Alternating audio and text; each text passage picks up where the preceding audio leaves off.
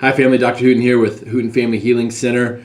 Coming to you today from the Word 100.7 FM Christian Talk Radio here in Dallas, Texas.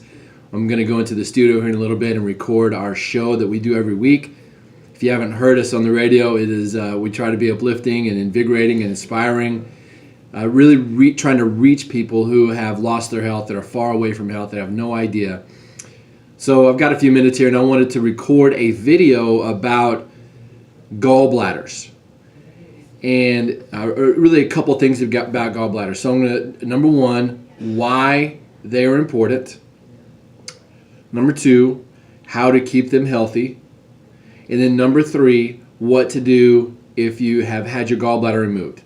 So why are they important, how to keep it healthy, and then what to do if you've had your gallbladder removed. So this gallbladder removal is the last time I read about surgeries, this was by far the number one surgery performed in America, North America. And you get these gallbladder stones, or you get this gallbladder attack, and they'll just yank it out and they'll tell you that you don't need it, and then they send you on your way. And if you just think of it logically, that doesn't do anything about what got you there in the first place. You know what I mean? So whatever you did in your lifestyle that led you up to that point, then they just yank it out and they tell you to have a nice life. Well, whatever you were doing is still going to be happening, and we've got to change it. We've got to change that mentality. We've become a culture where we think having surgeries like that and taking drugs is normal. And there's a difference between normal and common, a huge difference, and you've got to understand that. While gallbladder removal surgeries are very common, they are not normal at all. Gallstones are not normal at all. If you've been through that, by the way, I've seen it in my family. It is no fun. I sympathize with you. That is some major pain. So if you've had it removed, remember, I'm not mad about that. I'm going to tell you what to do about it. But why is your gallbladder important? This is the biggest thing about your gallbladder, is what it's doing for your brain, what it's doing for your heart, what your gallbladder is doing for your cells, for your skin, for your immune system. And it has to do with how your body processes fat. Your gallbladder stores this substance, bile salts. So your liver makes these bile salts and it holds it in the gallbladder. And then when you eat anything that has fat, then these bile salts are released from your gallbladder, and they go into your digestive system and they help your body absorb the fat properly. Why is this important? This whole no-fat movement that America went on 30, 40 years ago was a disaster. Well, your brain is made mostly of fats. Every cell in your body, the lining of your cell, the covering, that is made of fats. Your hormones, including vitamin D, progesterone, estrogen, testosterone, all these different hormones, most of your neurotransmitters are all made from fat. So you've got to have a functioning gallbladder in order to digest fats properly. I don't know about you, but I want to keep my brain healthy. And water, oxygen, and some other nutrients, but one of the most important things for your brain is fat. So you want to make sure that your body is absorbing these fats. So that's why it's important. Of course, they yank it out and they say, oh, have a nice life. So that is not okay. So number two, so your gallbladder is important, so it helps you absorb fat so your body can be healthy. How do you keep your gallbladder healthy? Well, let's say you've had some gallstones or something.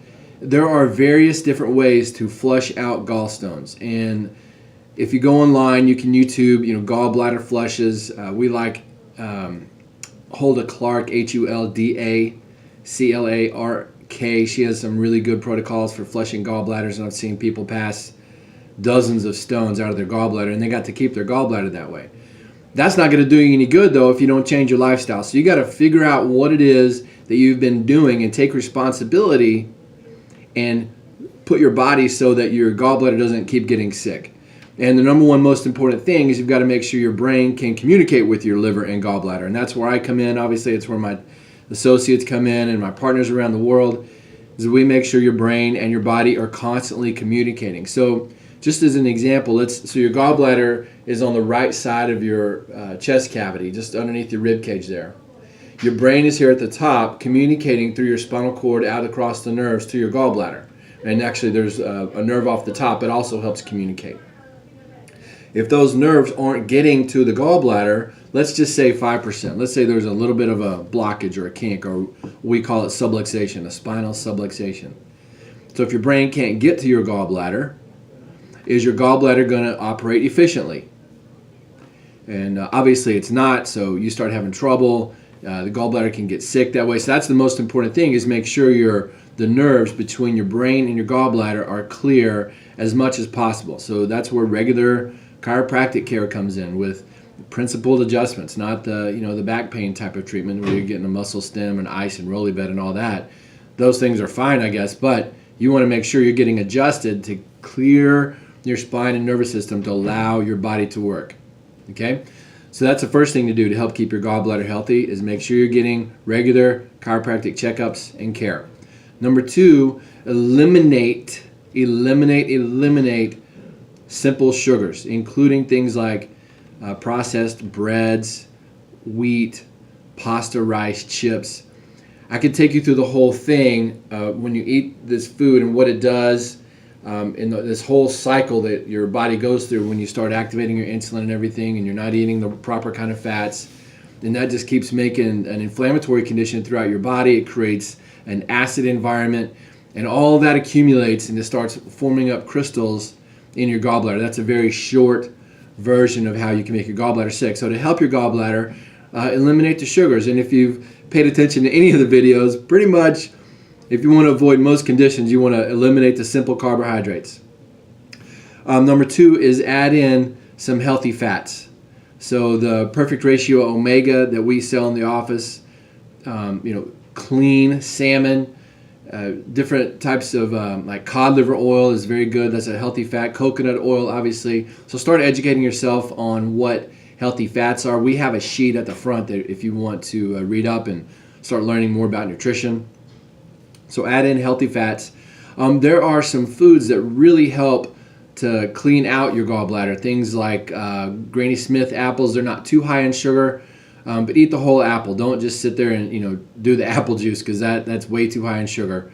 If you are trying to lose weight, if you've got blood sugar issues, you really want to actually come to me and find me. We'll walk you through how to clean out your gallbladder without having to add the Granny Smith apples, because that sugar will jack up other things. So there's a couple things to help keep your gallbladder clear. Drink plenty of water, obviously. Apple cider vinegar, excellent. That helps your body neutralize a ton of acids. A bunch of you out there, if you're watching this in our office, I know you're drinking a shot or two of organic and raw apple cider vinegar every day. Huge health benefits to that. You can also do, if you don't want to do apple cider vinegar, you can do squeeze some lemon in your clean water. That will also help flush out things like your gallbladder and liver. Okay, now number 3, and this is the big one. What do you do if you have already had your gallbladder removed? Well, here's one consequence of taking your gallbladder out. Now, since you're not processing fat properly, since you're not digesting it properly, it can create acid reflux, because the fat just sort of sits in your belly and this acid starts backing up in your throat. That's number 1. And number 2, which is even worse, is that your body, since you're not, when you eat the fat, you may eat the healthy fat like omegas or something, like cod liver oil, but if you don't have a gallbladder to help process that fat doesn't digest properly. Well, now your brain knows that this is a problem, so it will start holding on to whatever fat it can using other hormones. So your body is smart. Your innate intelligence is smart. It knows it needs fat. And if you can't get it, if you can't digest it properly because you don't have a gallbladder, it'll start holding on to whatever fat it can, whether it's on your thighs, your hips, your belly, or wherever. So if you don't have a gallbladder, you need to replace what that gallbladder was doing. And the best way to do this is with some things called bile salts. And you can go online, you can source these yourselves. We carry a standard process in our office. They're excellent, very inexpensive. And whenever you eat, especially if you have any type of meal with fat, whether it's olive oil on your salad dressing, or if it's meat, or even the omegas or cod liver oil, whatever, you want to make sure you're taking these bile salts so that will help the fat pass into your system, and then your brain doesn't panic, and that'll actually help your body lose weight. Try that on. So you eat the healthy fats. If you don't have a gallbladder, eat the healthy fats, take the bile salts, And as your brain realizes you're starting to absorb fat again, it will start letting go of the fat that it's been holding on. So there's some good news for you. It's a healthy side effect. So there's your gallbladder info.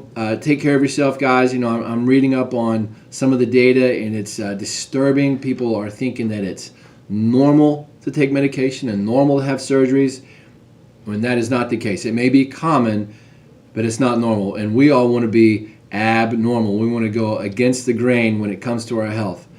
Reach out to me if you need anything. Stay tuned for your next videos. Dr. Hooten signing off, and we'll talk to you next time.